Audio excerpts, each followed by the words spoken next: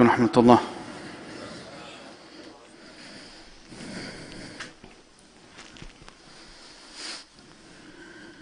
الله أكبر الله أكبر.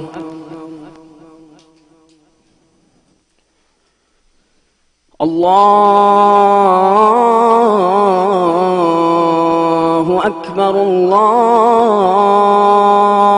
أكبر.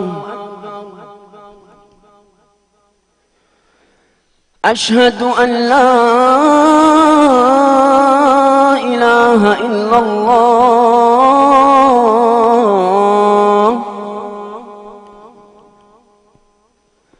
أشهد أن لا إله إلا الله.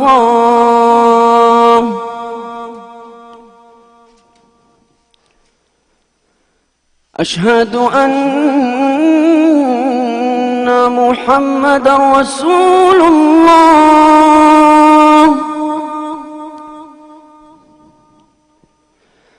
أشهد أن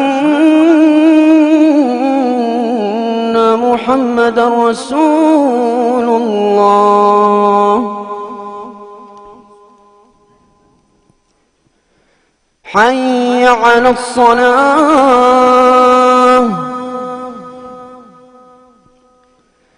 حي على الصلاة.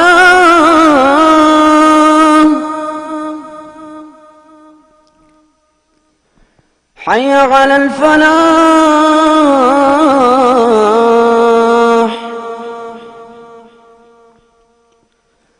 حي على الفلاح.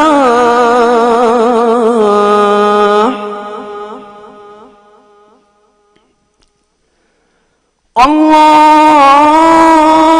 أكبر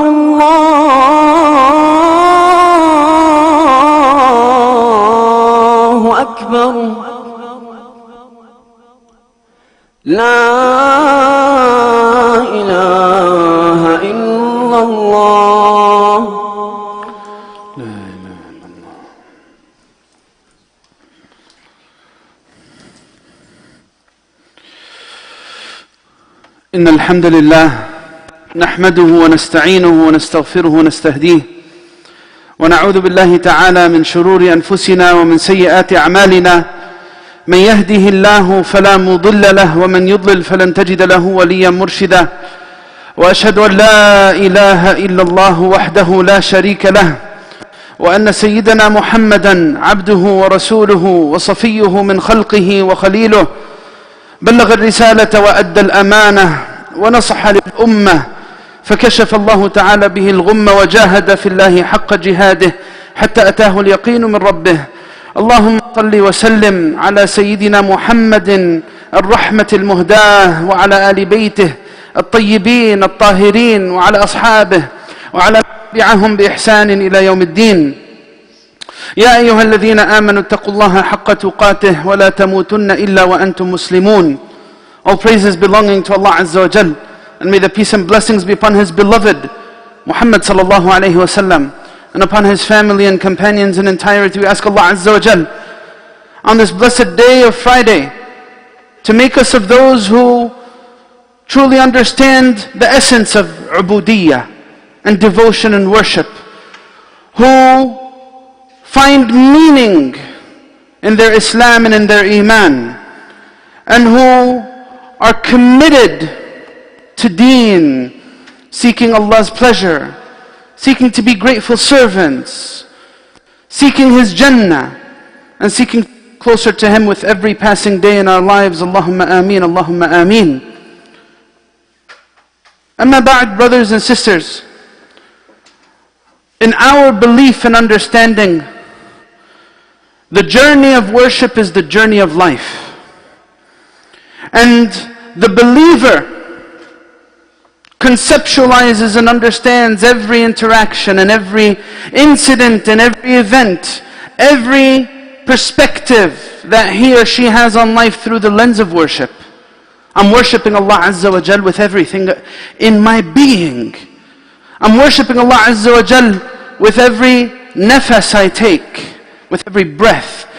with every reflection and thought, with every motion of my body. The pursuit is to be a true abd and a true slave of Allah Azza wa Jal. And in that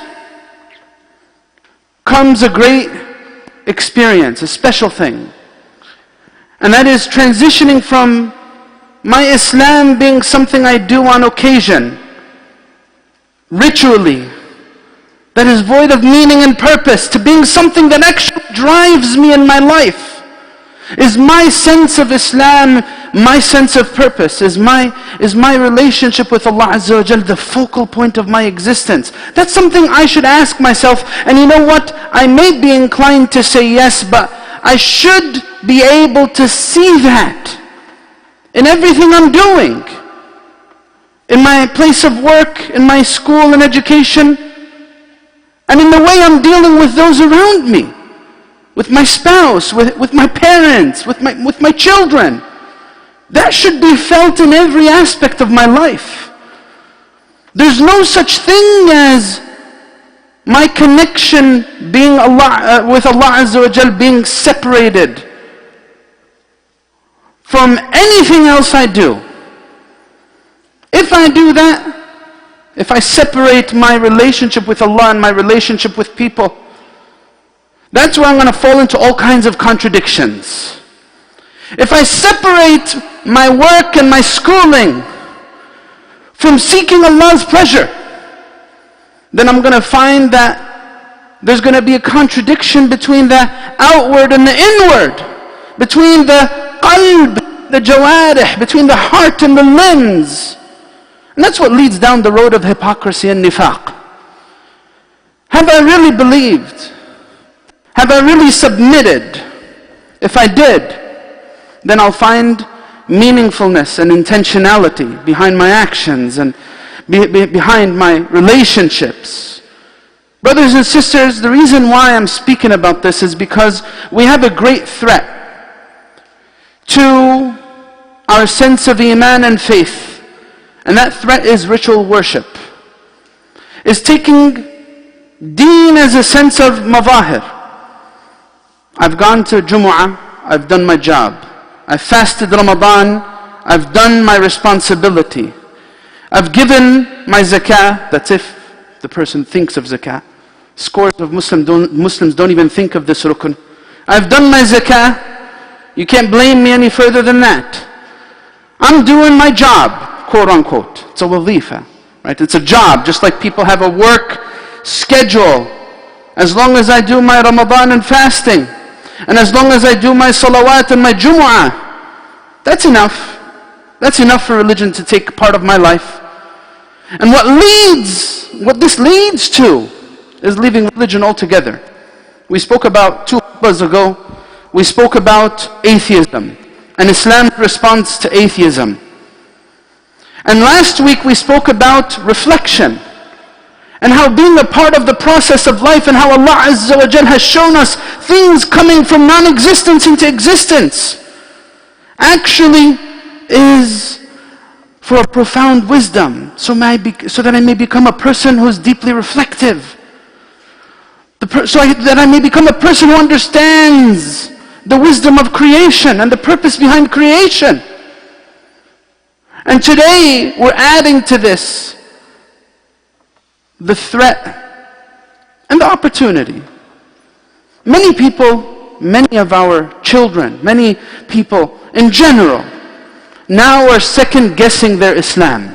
And it usually happens when some type of trauma or tragedy happens in their life. Or when their heart gets attached to the wrong thing. It's usually going back to some sense of shubha and misconception, or some sense of shahwa and desire. And we said that usually people fall into this atheism because they're angry. They're emotional. If Allah exists, why does He allow life to be like the way it is? Life's not fair. Bad things are happening all around us. Where's Allah? That's how some of these people think. And that's all coming from a ritual sense of worship. Being raised in a way that frowns upon critical thinking and thought and reflection. sometimes has pushed away so many people from Islam. I can't ask certain questions. No, alhamdulillah. You could ask any question you want. Because we're confident in our Islam. Islam could give an answer. Ask any question. And I'm confident that the beauty of our deen, the truth of our deen, has the power to answer any shubha that might come to the mind. Ritual worship, brothers and sisters, has led many people to live lives that are contradictory and conflicting. First line in salah, in the masjid, when he goes out, he cheats his business partner. He takes money that doesn't belong to him. He abuses his family. And it's not just the he. We could talk a lot about the she as well. It's happening across the board, and it's all coming from deen, not coming from the heart. Being certain wada'if, certain responsibilities I just need to fill with the outward. And when we talk about this subject, really, that's not the title of this khutbah. The title of this khutbah is understanding shukr and gratitude between materialism and worship. And when we're unpacking this concept of worship, I need to understand that there's a lot of concepts that impact my reality. What are these concepts? What's affecting my thought process? What's impacting the way I look at life? Materialism is on the top of the list. How do I feel about material things? What place do they fill in my heart? What have material possessions caused me to do? For some people, the answer to this question is, my material pursuits have caused me to abandon my principles. I've given up on what my deen tells me because it won't help me get ahead in life. No, let deen take a back seat. I need to earn money now. I'll think about Allah tomorrow. I'll think about Allah when I become in my 30s, 40s, 50s. Now I need to build my life. What has material pursuit done to me? For some people, it's caused all kinds of problems at home. People have lost their families because of material pursuits. People have lost their children.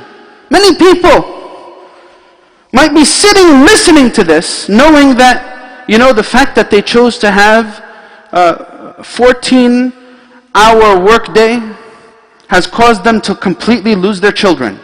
And now their children are in all kinds of problems.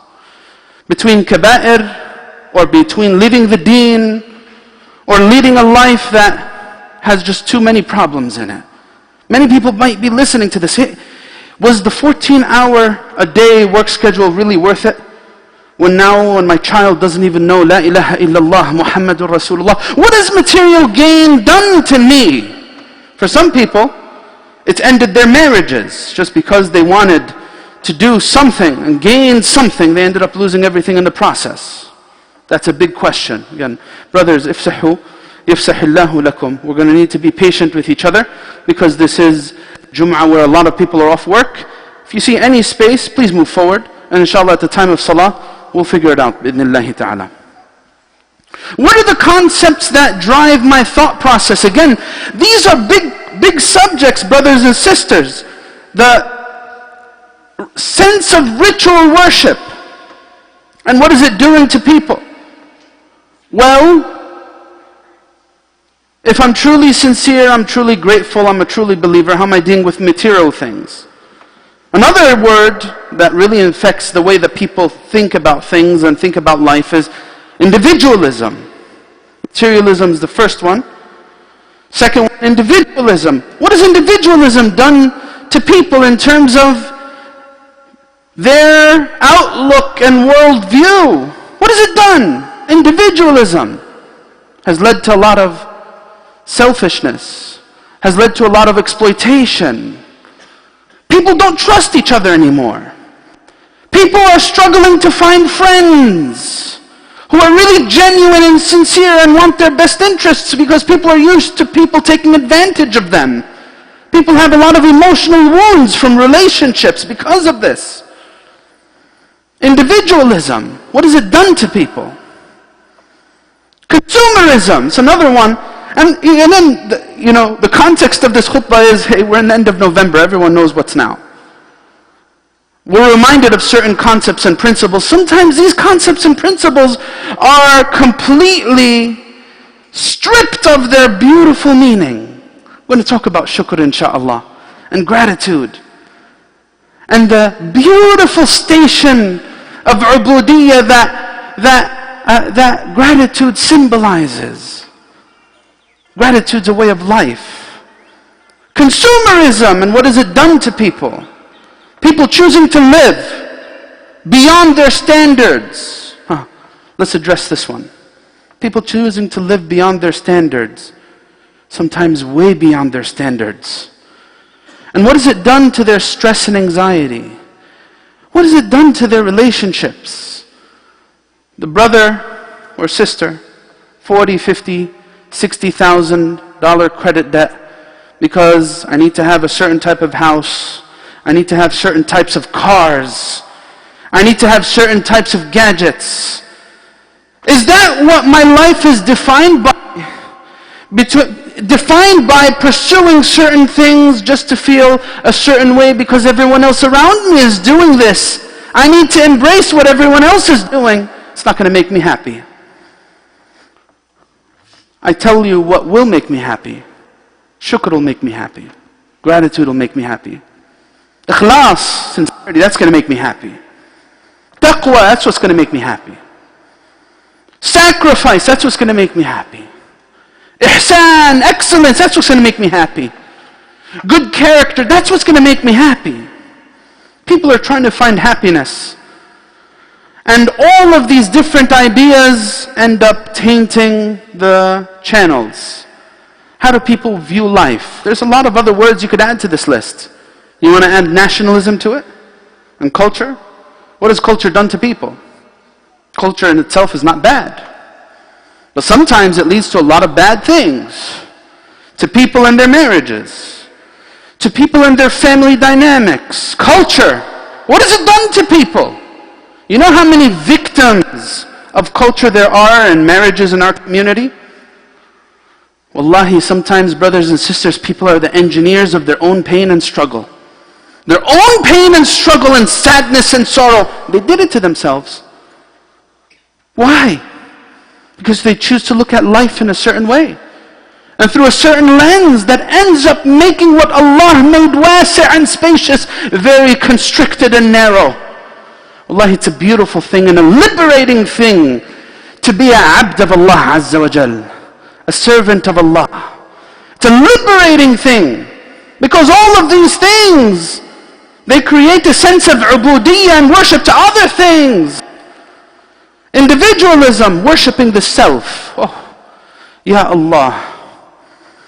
أَرَأَيْتَ مَنِ اتَّخَذَ إِلَهَهُ هَوَاهُ. Worshipping the self is one of those foundational things of ruin in people's lives. Materialism, worshipping assets and possessions. That's another source of ruin in people's lives. You're either an abd of Allah and are liberated from a lot of these things that ruin life and ruin life experience. As the Prophet ﷺ said, "Ta'isa abdud dinar. Ta'isa abdud dinar." The slave of the dollar will never succeed. Yeah, he'll make millions. He'll make millions, but he'll lose a lot of things in the process, maybe even his own life. And he'll lose his own life by his own hands. How many stories are like that? How many stories are victims to these concepts and ideas, brothers and sisters? Nationalism, racism, skepticism. Add to the list whatever you want, but world philosophical values affect the way we function and the view of the world around us. Where do they come from? Where do they come from? This reality, what is it created by? What is it created by? It's created by the things that we choose to view, the things that we indulge in, the things we read, the dynamics that we set at home and the relationships that we choose to be a part of. All this affects our understanding of what ubudiyyah is. What is worship of Allah Azza wa Jal? When you think of shukr on this scale and gratitude on this scale, wallahi, it's such a beautiful, beautiful, inspiring concept. What is shukr? What is gratitude? It's a multi-dimensional concept. As we said, there's a sense of shukr with the tongue. There's a sense of shukr and gratitude with the way I see things. There's a sense of gratitude with the limbs. It's a multi-dimensional, multifaceted concept. It pertains to everything about me, myself, and I. Again, we're going to ask if you could move forward. Then please move forward, because there's still brothers standing at the door and it's wet outside, so it's going to be hard for them to pray outside. So move forward if you can, even if just a little bit, please. Jazakumullah khair. What is shukr? It is ظهور نعمة الله على لسان عبده ثناء واعترافا وشهودا ومحبة وعلى جوارحه طاعة وانقيادا. What is shukr? It is for something to become manifest in the soul. What is this? What is this thing that should manifest within? It's a sense of true recognition of Allah's ata'. Allah is al-mu'ti. Allah is al-mani'. Allah is the giver. And Allah is the taker. And when Allah gives, He gives. And when He takes, He gives. Allah subhanahu wa ta'ala is always giving to His abd. For the mu'min, that's the dichotomy of it. That's the dynamic of it. سبحان الذي في منعه عطاء سبحان الذي في عطائه عطاء ومنعه عطاء سبحان الذي كله عطاء.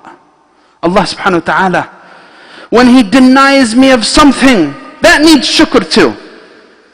Take a look at this, because sometimes shukr is reduced, oh, you be thankful for the things Allah gave you. No, it's not just being thankful for the things Allah gave you.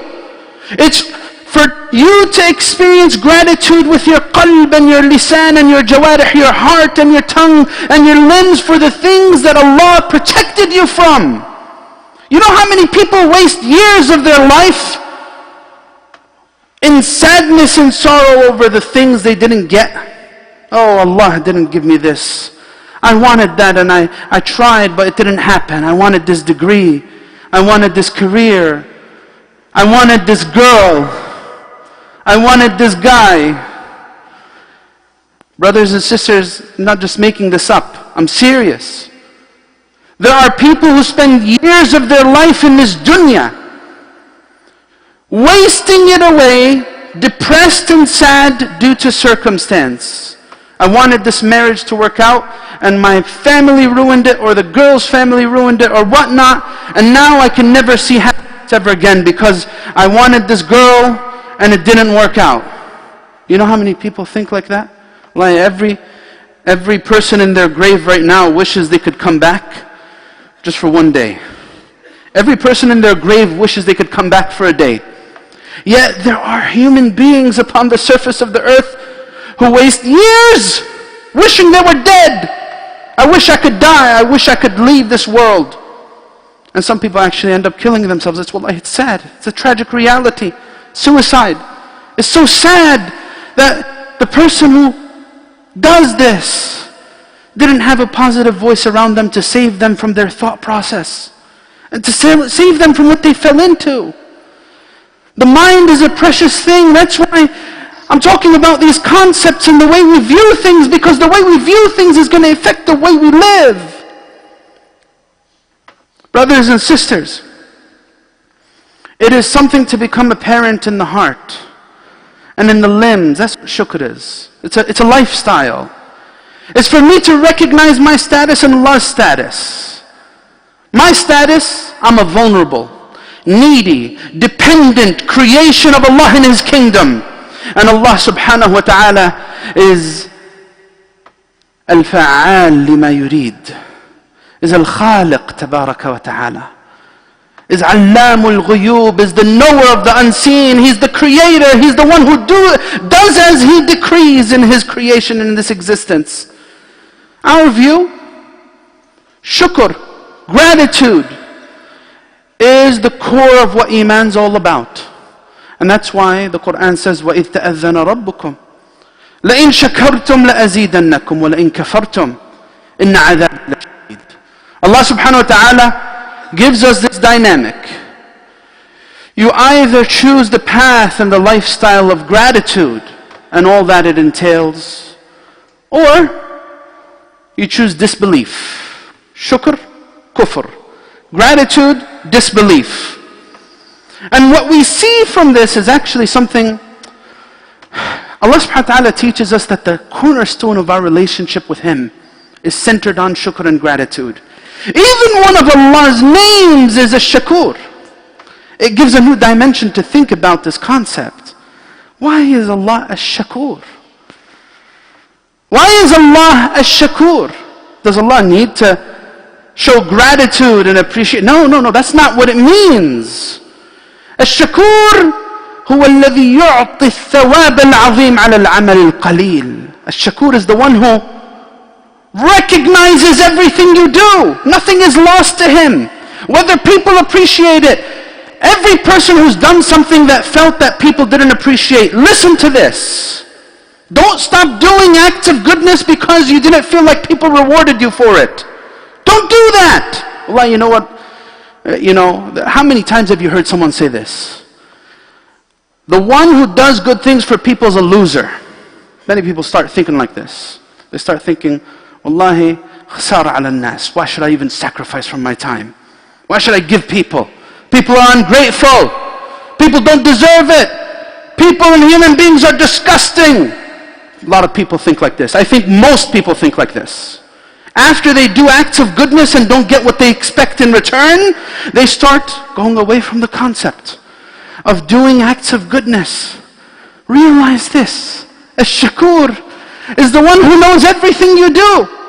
Whether people realize it or not, whether it's done publicly or privately. And not only that, He's the one who enabled you to do it. Not only that, He's the one who rewarded you for doing it. Not only that, He's the one who multiplied the reward for you doing it. Ya Allah.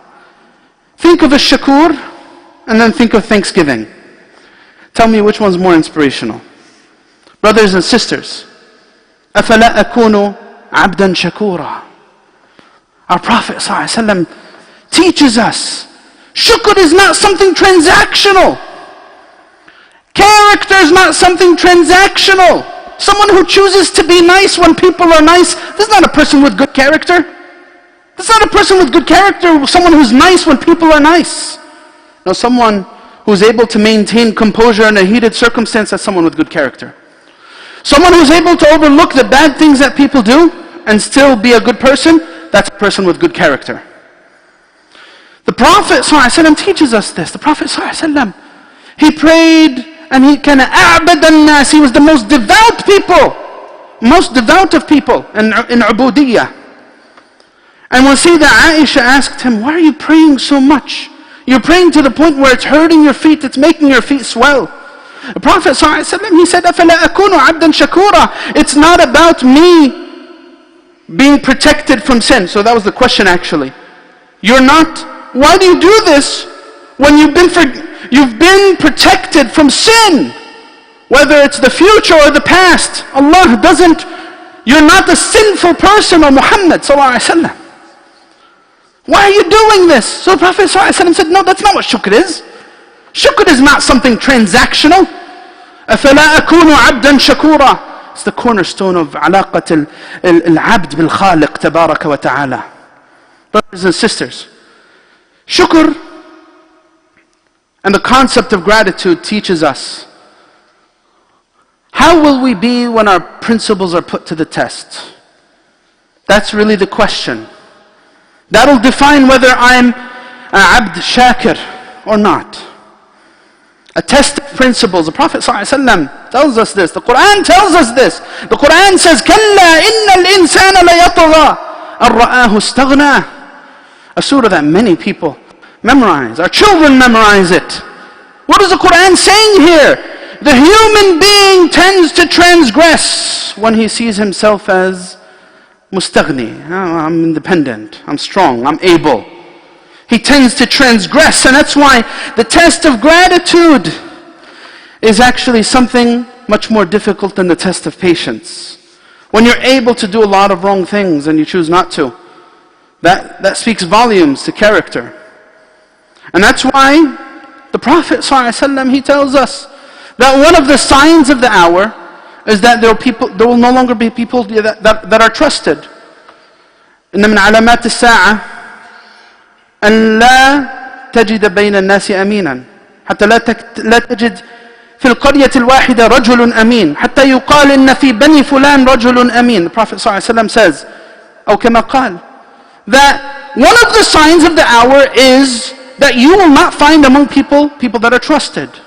You'll need to look for them. Oh, you guys know someone who I could trust doing X, Y, Z? And they'll tell you, oh yeah, go to this city, there's this guy there, he's a really good guy. That's one of the signs of the hour. Tell me that's not something that really hits the spot. Prophet ﷺ telling us, one of the things that we're living, it's not an empty concept. Gratitude's not an empty concept. Worship is not an empty concept. You know what? If I'm depressed and down and I feel like my Islam isn't giving me answers and I'm that person who's complaining and saying, why is my life like this and why hasn't Allah done for me this? Have I invested?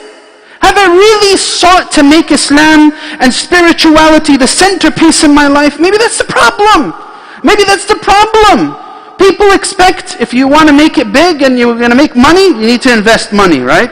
If you want to get ahead in your education, you need to invest time in your education. When it comes to deen, where's the investment? You want all of the problems in your life to evaporate and you're not going to exert yourself and try. Take a look at this.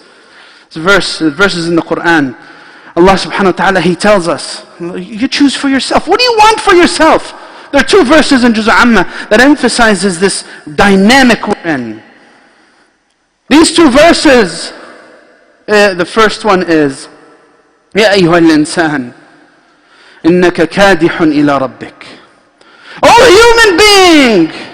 You're exerting yourself and the end result of all of your exertion is you're going to go back to Allah. That's what this verse means.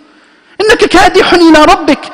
Work as many days as you want. Earn as much money as you want. Develop and set the infrastructure for whatever you want.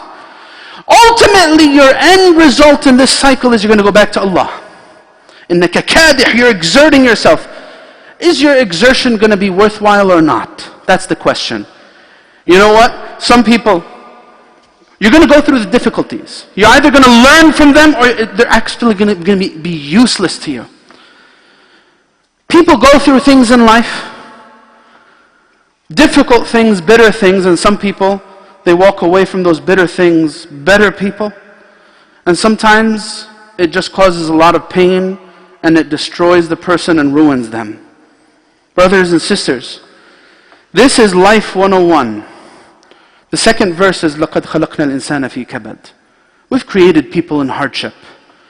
Am I going to invest the time in my deen to grow through these hardships or not? That's the real question.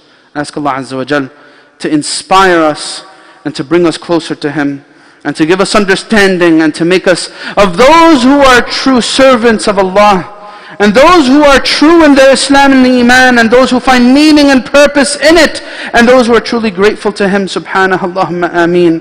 Allahumma ameen. Ud'u Allah wa antum muqinuna bil ijaba.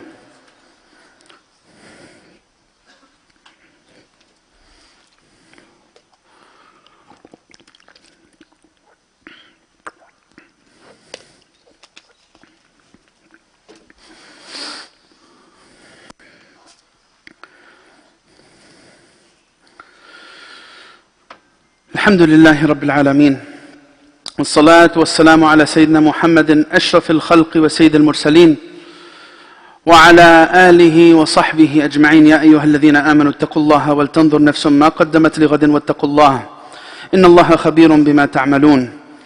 أما بعد, brothers and sisters, shukr is a foundational concept. Gratitude is a foundational concept. In fact, it's probably the most foundational concept in the relationship between al-abd wal-khaliq, the servant and the creator. And the reason why that is because they say iman is two halves. Al-imanu nisfan, nisfuhu sabrun wa nisfuhu shukr. Half of it is patience and half of it is gratitude. And in fact, patience goes back to gratitude. Because part of what makes a person patient also makes that person grateful. Meaning that if I'm patient in the difficulties and patient in doing what Allah wants me, then I'll be grateful. So it goes back to gratitude. The way that Allah subhanahu wa ta'ala communicates with His creation is through blessings. And the way we communicate back with Allah Azza wa Jal is our reaction to those blessings. That's the reality of it. And that's why shukr is that foundational. أَلَمْ تَرَوْا أَنَّ اللَّهَ سَخَّرَ لَكُم مَا فِي السَّمَاوَاتِ وَمَا فِي الْأَرْضِ وَأَسْبَغَ عَلَيْكُمْ نِعَمَهُ ظَاهِرَةً وَبَاطِنَةً. Allah subhanahu wa ta'ala says, don't you see that Allah has subjugated for you everything in the heavens and the earth, this universe in its entirety at your disposal and service. And then He has given you, immersed you in blessings inwardly and outwardly. Ya Allah, it's an amazing ayah in the book of Allah. I communicate to Allah Azza wa Jal through the way I react to blessings. Two of the names that we discussed in this khutbah, Al-Mu'ti Al-Mani', the giver, the taker. The giver, the taker.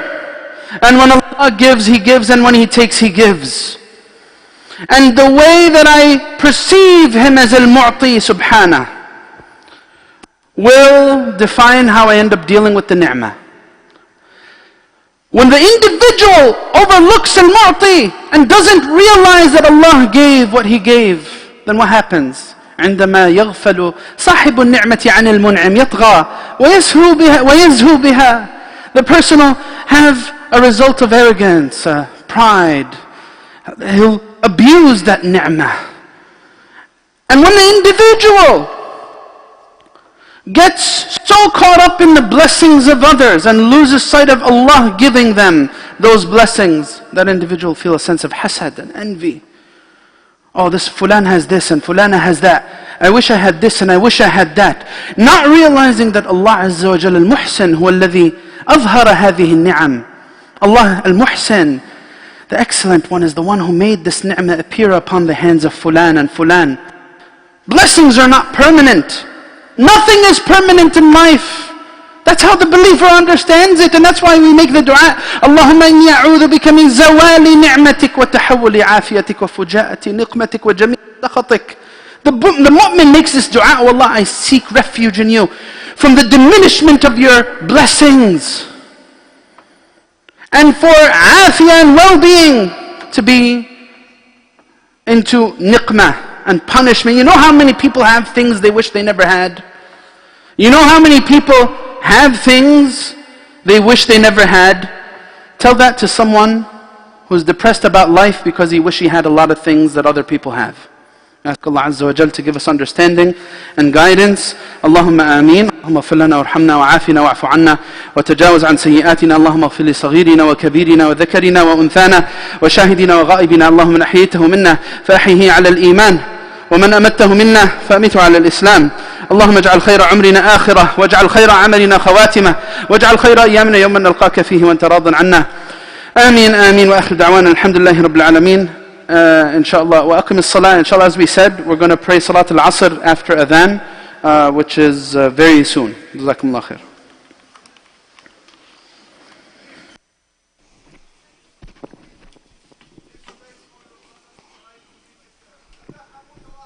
الله أكبر الله أكبر أشهد أن لا إله إلا الله أشهد أن محمد رسول الله حي على الصلاة حي على الفلاح قد قامت الصلاة قد قامت الصلاة الله أكبر لا إله إلا الله.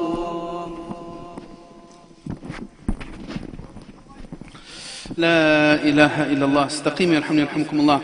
Brothers on this first line, you could just put your toes on the front of the line, please, just so you're not taking from the second row. I know it makes the first line shorter, but that's one of the sacrifices with being a saf al-awwal.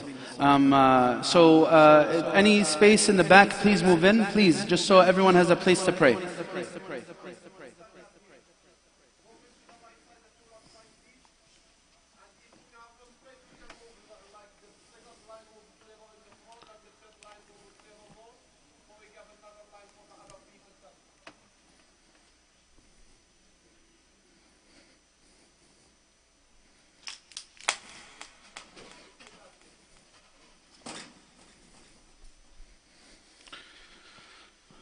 استقيموا يرحمكم الله.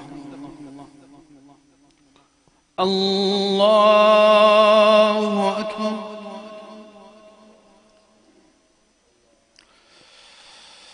بسم الله الرحمن الرحيم. الحمد لله رب العالمين الرحمن الرحيم مالك يوم الدين. إياك نعبد وإياك نستعين. اهدنا الصراط المستقيم صراط الذين أنعمت عليهم غير المغضوب عليهم ولا الضالين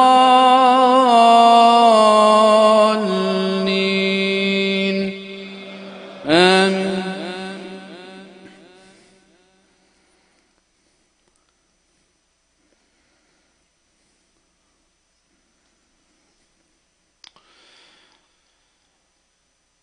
بسم الله الرحمن الرحيم.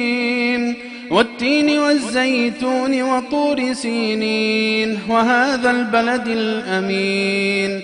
لقد خلقنا الإنسان في أحسن تقويم ثم رددناه أسفل سافلين إلا الذين آمنوا وعملوا الصالحات فلهم أجر غير ممنون.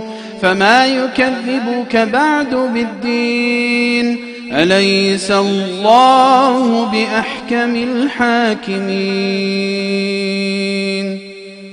الله أكبر.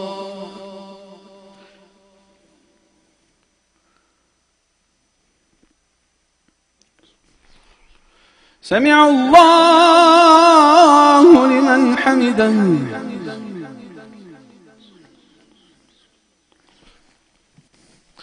الله أكبر.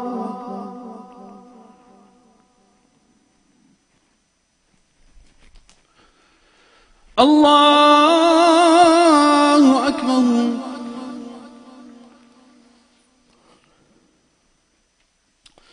الله أكبر.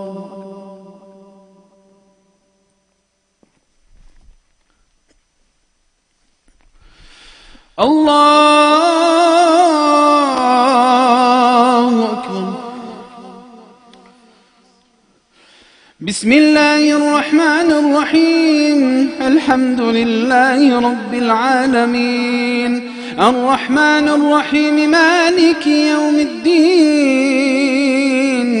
إياك نعبد وإياك نستعين. اهدنا الصراط المستقيم صراط الذين أنعمت عليهم غير المغضوب عليهم ولا الضالين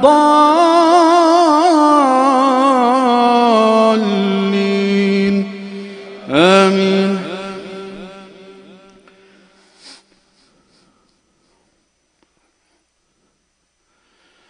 بسم الله الرحمن الرحيم.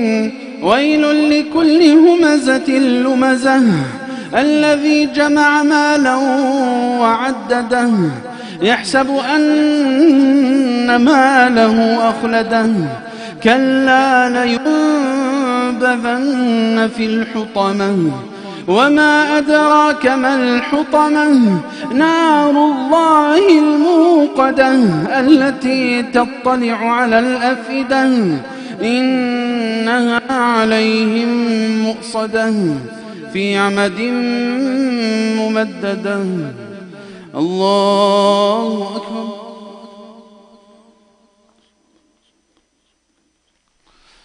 سمع الله لمن حمده.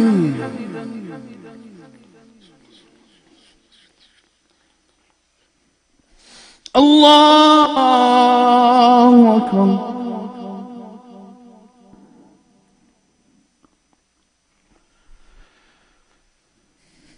الله أكبر.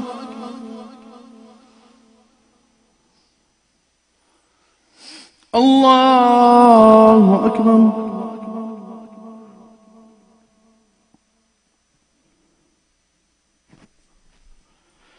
الله أكبر.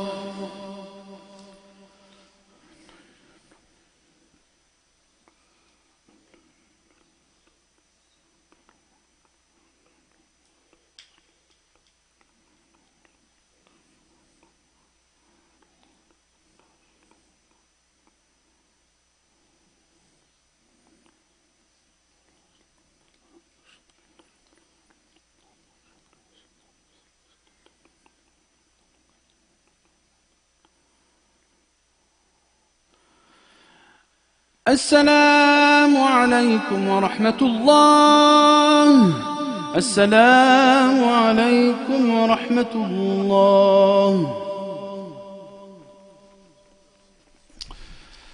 Assalamu alaikum wa rahmatullah. Again, Adhan al-Asr is in 6 minutes and we're going to pray immediately after that. We make a dua for one of the brothers here. He's a young brother and he was diagnosed with cancer. And we ask Allah Azza wa Jal to give him full shifa and afiyah and give his father ease and give him strength inshaAllah and give him full recovery. Allahumma rabban nas adhib al-ba's washfi anta shafi la shifa illa shifa'uk. اشفه شفاء لا يغادر سقما. نسأل الله العظيم رب العرش العظيم أن يشفيه مما يؤذيه. نسأل الله العظيم رب العرش العظيم أن يشفيه مما يؤذيه. نسأل الله العظيم رب العرش العظيم أن يشفيه مما يؤذيه. اللهم داويه بدوائك واشفه بشفائك ورده إلى كامل صحته برحمتك يا أرحم الراحمين. واشفي كل مريض من أمة محمد صلى الله عليه وسلم. اللهم اشف مرضانا وارحم موتانا الذين سبقونا إليك واجعل آخر كلامنا من الدنيا لا إله إلا الله محمد رسول الله متنا عليها وحينا عليها واحشرنا في زمرة حبيبك محمد صلى الله عليه وسلم واسقنا من يده الشريفة شربة لا نظمأ بعدها أبدا. آمين آمين. Please keep him in your dua. His name is Nimr Musa, inshallah. We're going to, again, like we said, you could pray your sunnah now, and then we're going to make adhan and pray asr immediately after that. Tonight we have our weekly lecture, the Friday Forum, and the subject is going to be about an extension of this. It's going to be an extension, a